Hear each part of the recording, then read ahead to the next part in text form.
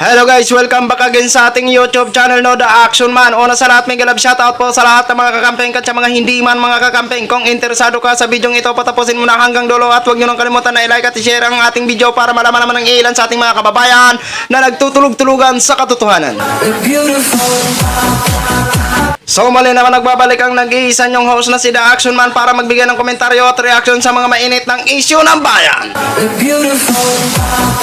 So ito ho mga ka-action, no, may gusto lang ho ako na i-share sa inyo mga ka-action about po ito sa walang tigil ng pag-iingay ng grupong Manubela nga ho mga ka-action, kasi maugong po ang balita na ipipis out na po ang ating mga jeepneys na kung saan ay isa sa mga moderno dito sa atin sa Pilipinas. Okay, dahil gusto nila ang ipapalit ho nila yung minibus na panahon ni Duterte na gusto nila ang minibus. Gawang China po yan mga ka-action. At alam naman ho natin, siguro may kunting share. Alam nyo na ang ibig kong sabihin dyan mga ka-action. Ito po ang ano natin ngayon, ito po ang masakit sa side ng mga jeepney drivers, lalong-lalo na po sa mga may-ari ho mga ka-action. Kasi po alam naman po natin, ang iilan sa kanila dyan is may mga malalaking utang. Oo, inutang lang po nila yan. Tapos ngayon, basta-basta nyo na lang po ipis out. Na kung saan hindi pa tayo na tao dito sa mundong ito, sa Pilipinas na ito, nandyan na po yung mga sasakyan na yan. Tapos ngayon, gusto-gusto nyong wawalain na kung saan sila ang model dito sa bansa natin, sa bansang sinilangan ho natin mga ka-action. So bago ho tayo magtuloy-tuloy mga ka-action, mga kakampeng, panoorin po muna natin ang balita. JP, ano ang programa niyang mga nagpo-protesta ng driver at gaano karami ang nakiisa dyan sa transport strike? Ella, dun sa nakita natin na mga nagsagawa ng protesta, dito nga yung grupong Piston at Manibela sa University Avenue sa UP Diliman, ay halos kaparehas din yung bilang noong nagsagawa sila ng protesta noong Disyembre, at halos mapuno nila yung kahabaan ng University Avenue mula dun sa mga miyembro ng Piston at Manibela na galing pa sa iba't ibang mga probinsya.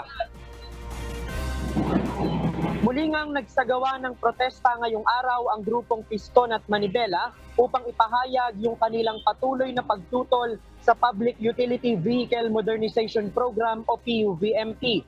Ayon sa mga transport group, kabilang sa nakilahok sa protesta ang mga miyembro nila mula sa Cavite, Laguna, Rizal, Quezon, Bulacan at Pampanga. Mula sa Lacson Avenue, magmamarcha ang grupo at magsasagawa ng caravan patungong Mendiola. Makikita sa mga dala nilang banner ang kanilang mga panawagan, pangunahin na ang No to Jeepney Phase Out. Ibalik ang 5 taon na bisa ng prangkisa, No to Consolidation at direktang pagtuligsa sa mga nangunguna sa Land Transportation Franchising and Regulatory Board o LTFRB at Department of Transportation o DOTR. Ella, ayon sa Manibela at Piston ay magsasagawa o magsisimula sila ng marcha doon sa Lacson Avenue patungong Mendiola. At dito sa area natin sa Quezon City, sa may papasok ng Elliptical Road, nagsisimula na yung ginagawa nilang caravan. At kalalabas lang nila mula dun sa University Avenue na yung mga nagtipon-tipon mula sa grupong Piston at Manibela. Inaasahan na yung area mamaya ng Mendiola ay dadami yung mga nagpo-protesta dyan. Kaya ang abiso sa mga motorista, kung merong ibang alternatibong madaraanan, ay piliin na lang yung mga alternatibong ruta upang hindi maipit sa mga magpo-protesta mamaya sa Mendiola. Yan muna ang ating latest live mula dito sa Quezon City. Balik sa'yo, Ella.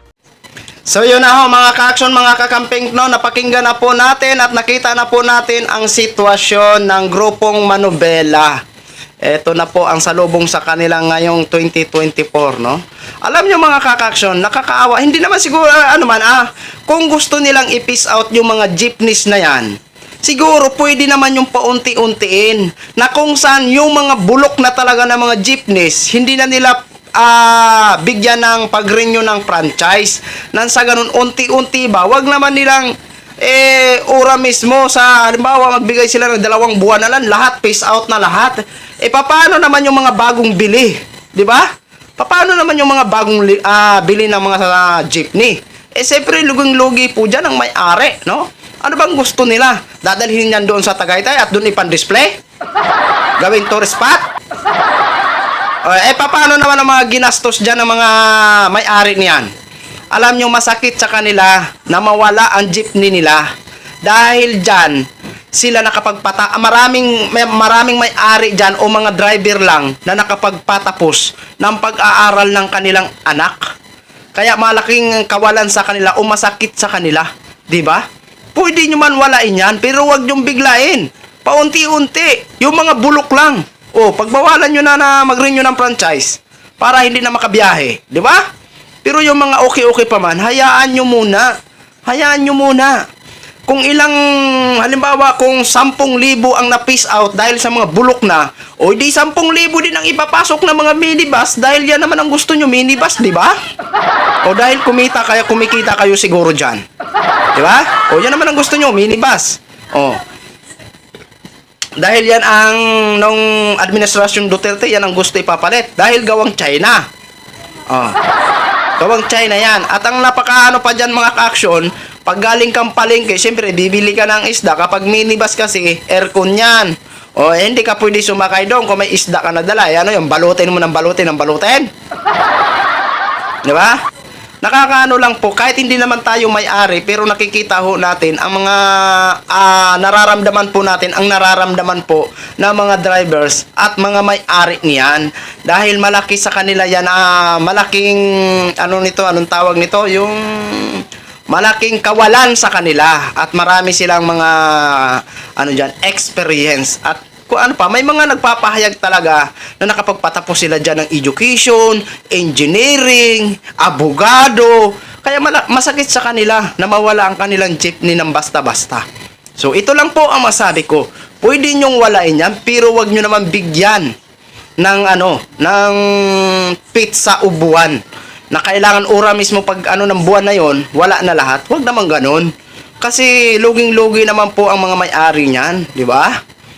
Unti-unti lang. Gaya ng sabi ko, kung 10,000 ang bulok na sasakyan, yun, wag nyo lang bigyan ng franchise. At saka 10,000 din ang ipapasok nyo na ipapalit na minibus. No? Hindi po libo-libong pinag-uusapan dyan. Ha? I think may million siguro na jeepney sa buong nationwide. Di ba? Tapos gaganyanin nyo lang, wawalain nyo. Okay lang kayo kasi mayayaman kayo. Paano naman yung mga drivers? Paano naman yung may mga malalaking utang sa bangko na nag-loan para bumili lang ng sasakyan na yan para makapagbiyahe, di ba? So yun lang ho mga ka-action, gin-share ko lang ho sa inyo. Maraming salamat po sa ating mga viewers Luzon, Visayas at Mindanao all over the world. Ako po ang inyong lingkod, si The Action Man. Magandang hapon, everyone. Beautiful.